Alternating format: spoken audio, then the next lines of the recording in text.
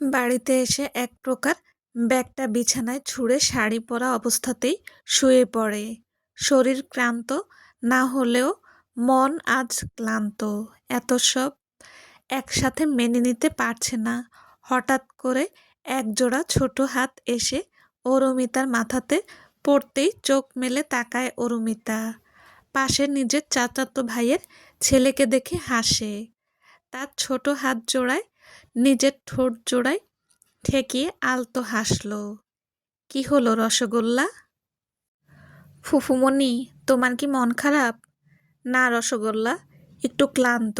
কিন্তু তোমার এই রসগোল্লার মতো গাল দুইটা দেখে দেখো ফুফুমণির ঠোঁটের কোণায় এত বড় হাসি ফুটে উঠেছে। তোমার হাসি সুন্দর লাগে, আর তোমার হাসিও গাল টেনে দিয়ে। তুমি থাকো আম্মু, আজ পায়েস রান্না করেছে, আমি নিয়ে আসি। আচ্ছা যাও। অরুমিতার রসগোল্লা যেতেই দীর্ঘশ্বাস বেরিয়ে আসে বুক চিরে। এই পিচ্চিটার মুখের মায়া অদ্ভুতভাবে তাকে গ্রাস করে। এই 3 মাসে যতবার ভেঙে পড়েছে ততবারই মুখের দিকে তাকায় স্বস্তির নিঃশ্বাস ফেলেছে। আসলেই বাচ্চারা ফেরেশতা হয়। এই যে তার ঘরেও এক ফেরেশতা আছে, এইসব ভাবতে ভাবতে চোখ জোড়া বুজে ফেলেছিল অরুমিতা। ধ্রুবের চিন্তা আর ভালো লাগছে না। মস্তিষ্ক জুড়ে এই নামটা এমনভাবে গেঁথে আছে, চাইলেও সরানো সম্ভব না। আবার মস্তিষ্ক যদি কিছুক্ষণের জন্য ভুলতেও বসে, মনটা ঠিক মনে করায় দেয়। কি স্বার্থপর এরা! থাকে অরুর কাছে আর চিন্তা করে অন্যজনের। কেন? কি হয় যদি তার দিকটা ভেবে ভুলে যায়? সে তার চেহারা হঠাৎ করেই শোরগোল হওয়ায় অরুমিতার চোখ ছুটে যায়। সবেমাত্র চোখ জোড়ায় ঘুম নামে এসেছিল, কিন্তু সে ঘুমটাও যেন এদের সহ্য হলো না। বিরক্ত হয়ে চুলগুলোকে হাতখোপা করতে করতে বেরিয়ে এলো ঘর থেকে। অরুমিতাকে দেখেই চেঁচিয়ে উঠল তার মা। কি দরকার ছিল এইসব খরচের? ফ্রিজ দিয়ে কি করব আমরা বলতো? না জেনে কত টাকা খরচ করেছিস? নিজের মায়ের মুখে ফ্রিজ শব্দটা চমকালো। কই, সে তো অর্ডার করেনি তাহলে? আর এই মাসের বেতন পাওয়া এখনো বাকি। আগের মাসের বেতন দিয়ে বাবার ওষুধ ঘর খরচের শেষ হয়ে গেছে। তাহলে কিসের কথা বলছে তার মা? আমি তো কোনো ফ্রিজ অর্ডার করিনি মা, আর আমাদের ফ্রিজে তেমন প্রয়োজনও পড়ে না।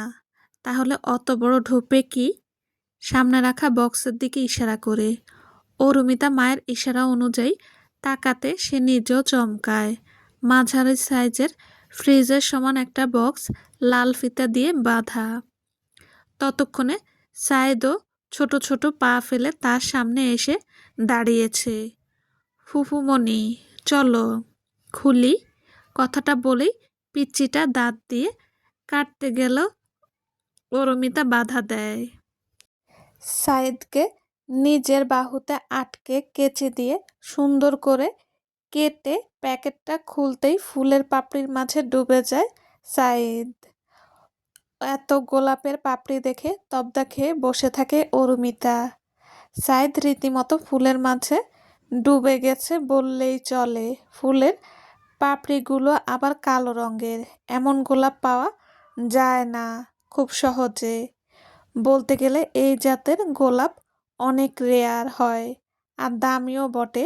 সেখানে এতগুলো গোলাপের পাপড়ি দেওয়া কোন পাগলের কাজ বলেই ধারণা করল অরুমিতা। এটা নির্ঘাত ওই আফতাব নামের ছেলেটারই কাজ। না মা, ওই বড়লোক ঠিক আছে, কিন্তু এতটাও না যে এরকম পাগলামি করবে। আবার করতেও পারে, বলা যায় না।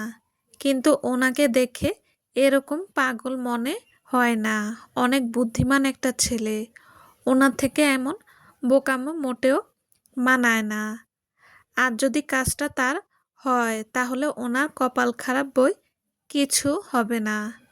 আচ্ছা বাদ দে, ভাইকে বের কর, তোর রসগোল্লা গোলাপের মাঝে ডুবে গেছে। অরুমিতা ফুল ছেড়ে সাইদকে বের করতে দেখে সাইদ খুব মজা করে শুয়ে আছে। ওকে এত মজা করে শুয়ে থাকতে দেখে আর জ্বালালো না সে। হঠাৎ কালোর মাঝে লাল রাঙা চিরকুট দেখতেই চোখ আটকে গেল। চিরকুট মেলতেই গোটা গোটা বাংলা অক্ষরে লেখা ফুটে উঠল, কালো রঙে সেজেছ, তাই ভাবলাম কালো গোলাপের পাপড়িতে তোমাকে একটু ডুবিয়ে দেই। কি বলো বউ, কেমন লাগলো কালো পাপড়ির নদী? ভালো না লেগে যাবে কই গো সুন্দরী? তোমার ঘায়েল করা রূপের নজর টিকা হিসেবে কালো ফুল দিয়ে গোসল করিয়ে দিলাম। ও ও ও বউ, তোমার ওই ঘায়েল করা রূপ আমার বুকটাকে যেন ছিন্নভিন্ন করে দেয়। অরুমিতা হাসবে না কান্না করবে নাকি রাগ করবে সে বুঝতে পারছে না।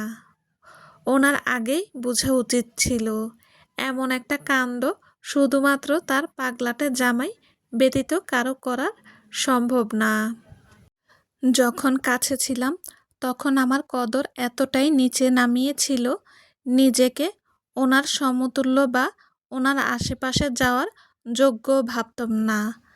আর আজ যখন আমি তার থেকে দূরে সরে এসেছি, সে এমনভাবে আমাকে সম্মান করছে, নিজের ভালোবাসা দেখাচ্ছে, মনে হচ্ছে ওনার এই ভালোবাসার উপরে আমার অধিকার, আমি তার যোগ্য। কিন্তু সে ভুলে যায় আমি কে। ওনার এইসব কাজে যে আমি গলব না তা উনি ধীরে ধীরে নিজেই বুঝবে। আর সেদিন বুঝবে যেদিন হয়তো নিজের এইসব কাজের কথা ভেবে আফসোস করবে। মনে মনে কথাগুলো আড়ে তাচ্ছিল্য হেসে সেখান থেকে নিজের ঘরে চলে যায়। দূর থেকে দূরবীনের সাহায্যে স্পষ্ট বুঝতে পেরেছে ধ্রুব অরুমিতার ভাবভঙ্গি। সে কি ভেবেছে, কি আওড়াচ্ছে, সবই বোধগম্য হলো ধ্রুবর। অরুমিতার ঠোঁটের তাচ্ছিল্যের হাসিটা যেন ধ্রুবের বুকটা এফোড় ওপর করে ফেলেছে। অরুমিতার বাড়ির সামনের বিল্ডিংয়ে নিজের জায়গা করেছে। সব কিছুর খোঁজ নিয়েই ধ্রুব এই রাজশাহীর নামক শহরে পা রেখেছে। অবশ্য জায়গাটা খুঁজতে তার তেমন অসুবিধা হয়নি, যেহেতু রাজশাহীতেই তার দাদু বাসা। কথাটা একদিন অরুমিতা নিজে জানিয়েছিল কথার ছলে তাকে। আর সে কথাটাই যে আজ কাজে লেগে যাবে কখনো স্বপ্নেও ভাবিনি সে। অনেক কষ্ট দিয়েছে বউ, অনেক অবহেলা করেছি, আর তুমি এই অবহেলার বদলে ভালোবাসা দিয়েছ বিয়ের দিন থেকে। তোমাকে শুধু অবমাননা না করে এসেছি। আর যখন বুঝলাম তোমার জন্য আমার অনুভূতি, সেদিন তুমি নিজে আমার থেকে এতটা দূরে সরে গেলে যে আমি চেয়েও তোমার নাগাল পাচ্ছি না। এতটা কঠোর যে আমার কোমল বউ হতে পারে তা আজ বেশ বুঝতে পারছি। কিন্তু তুমি তোমার একমাত্র কিউট জামাইয়ের জেদ সম্পর্কে জেনেও জানো না। এবার টের পাবা তোমার জামাই আসলে কতটা পাগলাটে হতে পারে। Just wait and see wifey. এবার দেখবে ভালোবাসায় কতটা পাগলামি করা যায়। আমিও তো দেখি কতক্ষণ ওই ঠোঁট জোড়া থেকে ভালোবাসি শব্দটা না বের হয়। হালকা হেসে নিজের ব্ল্যাক কফির কাপে চুমুক দেয়। পরের দিন নিজের নিয়ম অনুযায়ী কলেজ না থাকায় সকালবেলায় রেস্টুরেন্টের উদ্দেশ্যে বেরিয়ে পড়ে। কিন্তু সে জানে না সেখানে ধ্রুব আগে থেকেই উপস্থিত। এদিকে ধ্রুবও জানে না আজ অরুমিতা জলদি চলে আসবে। সে ভেবেছিল অরুমিতা কলেজ শেষ করে তারপর আসবে, আর সেজন্যই সেখানে সে তার ক্লায়েন্ট নিয়ে সেখানে মিটিং করতে শুরু করে। কিছুক্ষণের মধ্যেই অরুমিতা সেখানে উপস্থিত হয়। রেস্টুরেন্টের বাহিরে এতগুলো প্রেস আর গাড়ি দেখে অবাক হয়। কিছু একটা আন্দাজ করতে পেরে ভিতরে প্রবেশ করে। আর নিজের আন্দাজকে ঠিক প্রমাণ করতে সবার আগে তার চোখ যায় ধ্রুবর দিকে। রেগে গজগজ করে বের হতে নিলেই তার রেস্টুরেন্টের ওনার তার সামনে এসে দাঁড়ায়। অরুমিতা, তুমি তাড়াতাড়ি এসে ভালোই করেছ। আজ রেস্টুরেন্টে অনেক বড় সেলিব্রিটি এসেছে। তোমার কথা বলার ধরন দারুণ। প্লিজ তুমি ওদের হ্যান্ডেল করো। অরুমিতা তো অবাক। যার ভয়ে সে পালাতে চাচ্ছে তার কাছেই নাকি এখন যেতে হবে। এটা কি কোনো কথা? অরুমিতা রাগে গজগজ করতে করতে ধ্রুবের টেবিলে আসে। অরুমিতার রাগান্বিত রূপ দেখে ধ্রুব ঢোক গেলে। Sir, order please. ধ্রুব কিছু বলতে যাবে তার আগেই ধ্রুবের ক্লায়েন্টের ছেলে বলে ওঠে, ইয়েস বিউটিফুল লেডি, আপনাদের রেস্টুরেন্টের স্পেশাল ডিশ কি? Chicken biryani sir. আমি দেশি খাবার খাই না, কিন্তু তোমার মতো সুন্দরী খাওয়ালে বিষ খেতেও রাজি। ঠিক আছে স্যার, আপনার জন্য বিষ। আর বাকিরা? উফ, এই অ্যাটিটিউডে ফিদা আমি। Can I have your number please? Dhruv রাগে গজগজ করতে করতে টেবিলে জোরে সোরে একটা থাবা মারে। অরুমিতা ব্যতীত সবাই ভয় পেয়ে চমকে ওঠে। Stand up. আরে মিস্টার ধ্রুব, কি হলো? এখনও তো আলোচনা করা বাকি। আমি আপনাদের সাথে কোনো প্রকার ডিল করতে চাই না। বের হন বলছি। এটা এক প্রকার অসভ্যতামো মিস্টার ধ্রুব। আর আপনার ছেলে যা করছে সেটা সভ্যতা মিস্টার। একজন ওয়েট্রেস এর জন্য এত কিছুর মানে হয় না। দরকার পড়লে সেয়া। আর কিছু বলার আগেই ছেলেটার গলা টিপে ধরে ধ্রুব। অরুমিতা আরামসে সব দেখতে থাকে। মেয়েদের সাথে অসভ্যতম করার ফল হাড়ে হাড়ে টের পাবে এই লোকটা। মেয়েদেরকে এরা ফেলনা বানায় রেখেছে। কিন্তু হিতে বিপরীত হতে দেখে অরুমিতা এবার এগিয়ে আসে। ধ্রুবের বাহু ধরে সরিয়ে আনে। ধ্রুব ছাড়তেই ওরা কোনো রকম পালায়। ছাড়ো আমাকে, আর দূরে সরে দাঁড়াও, ব্যথা পাবা। এইসব গুন্ডাপনা কই শিখলেন? তোমার এই টাইমে আমার এই কাজটা গুন্ডামো লাগলো? তা নয়তো কি আপনাকে শাবাশি দেব? আপনি নিজের ক্লায়েন্টের স্বভাব সম্পর্কে অবগত নন, আর রইল রেস্টুরেন্ট কি একটাই? আরে আমি ভেবেছিলাম তুমি কলেজ শেষ করে আসবে, ততক্ষণে আমার মিটিং শেষ হয়ে যাবে। হুম, হইছে না শেষ? হুম, বসেন এখানে। এবার ভদ্রভাবে আমি আসছি। অরুমিতা ধ্রুবকে বসিয়ে চলে যায়। ভেতর থেকে ঠান্ডা জুস বানিয়ে এনে ধ্রুবের সামনে এনে রাখে। পেছন থেকে আরও দুজন ওয়েটার এসে কিছু বিদেশি খাবার এনে সামনে রাখে। স্যালাড টাইপ খাবার আর কি। নেন, কিছু তো খেয়ে আসেননি। গিলে এখান থেকে বিদায় নেন। তুমি আমাকে তাড়ায় দিচ্ছ বউ? তো কি ঘাড় ধাক্কা দিয়ে বের করতাম? তুমি কি জানো বউ, তুমি দিন দিন নির্দয় হচ্ছ? হুঁ, জানি। এবার খেয়ে নেন। না, দেখুন, এখানে আমি কাজ করি। বাইরে রিপোর্টার্সরা আছে। একটু এদিক সেদিক হলে আপনি খুব ভালো করেই জানেন কি হতে পারে। সেটা আমার বিষয়। আপনি কি চান আমার কাজটা চলে যাক? কিছুটা। কেন এমন করছেন? এই ধরো বইয়ের শোকে পাগল হয়ে। আগে তুমি খাও। এই ঘাস পাতা খাই না আমি। তো যেটা খাও সেটাই নিয়ে আসো। ফাজলামো কম করেন, খান আর বিদায় হন। চিল্লিয়ে। অরুমিতা চিল্লানোর স্বর ম্যানেজারের কানে যেতেই তিনি ছুটে আসেন। কি হলো অরুমিতা, তুমি এভাবে এই স্বরে কাস্টমারদের সাথে বিহেভ করতে পারো না। হালকা রেগে, সরি স্যার। মিস্টার আরিয়ান ধ্রুব, আপনার কিছু লাগবে? ওনাকে বলুন এটা খেয়ে টেস্ট করে তারপর আমাকে দিতে। হাজার হোক আমি এত বড় বিজনেস সামলাই, প্লাস সেলিব্রিটি, শত্রুর অভাব তো নাই। আমি টেস্ট করে দিচ্ছি স্যার। নো, এই মিসেসই করবে। অরুমিতা রাগে গজগজ করতে করতে এক চামচ খেয়ে রাগী লুক দিয়ে বলে ওঠে, এবার হয়েছে, খান এবার। হুম হুম, অবশ্যই। পুরোটা দিন ধ্রুব বিরক্ত করে মেরেছে অরুমিতাকে। সারা দিনের জন্য রেস্টুরেন্ট বুক করে রাখার জন্য অন্য কোনো কাস্টমার আসেনি, আর এই জন্য অরুমিতাকে একটু পর পর এটা ওটা অর্ডার করে জ্বালিয়েছে।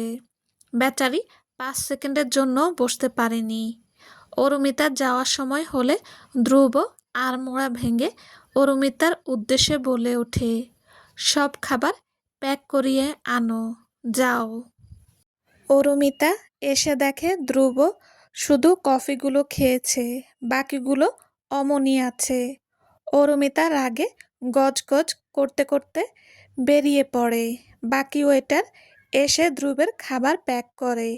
প্যাক করে নেওয়া খাবারগুলো পাশে থাকা বাচ্চাদের দিয়ে সেও দৌড় দেয় অরুমিতার পিছন পিছন।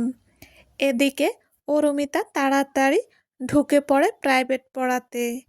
প্রাইভেট শেষ করে এসে দেখে ধ্রুব দাঁত কেলিয়ে দাঁড়িয়ে আছে। অরুমিতা এক প্রকার ইগনোর করে বেরিয়ে আসে।